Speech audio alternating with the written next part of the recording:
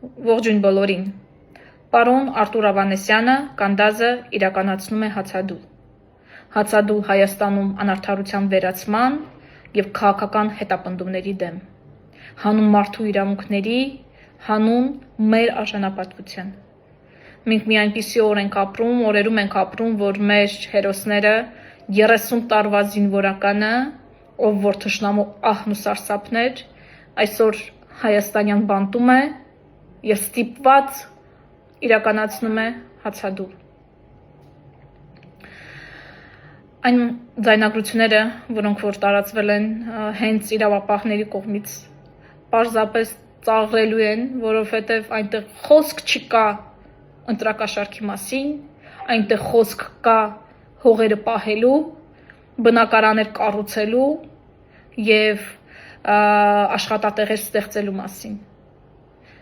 Եվ սա այն ամբողջ ծրագիրն է, որի մասին որ մենք մեր կուսակցությամբ խոսում ենք նաև այլ տարբեր կուսակցություններ, տարբեր խոստումներ են տալիս, բայց կալանավորվում է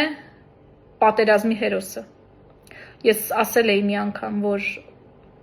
Փաշինյանը ունի շատ լուրջ բարդույթներ պատերազմի հերոսների, ուժեղ տղամարդկանց, հաղթանակած տղամարդկանց նկատմամբ։ Եվ դրա վառ դրսևորումն է այսօր Ավանեսյանի բանտում գտնվելը, պարոն Սամվել Կարապետյանի երկամիսներ շարունակ բանտում գտնվելը, մեր մյուս քաղբանտարկյալների բանտում գտնվելը։ Բայց փոփոխությունները լինելու են, փոփոխությունները բերելու է Սամվել Կարապետյանը, Հայաստանում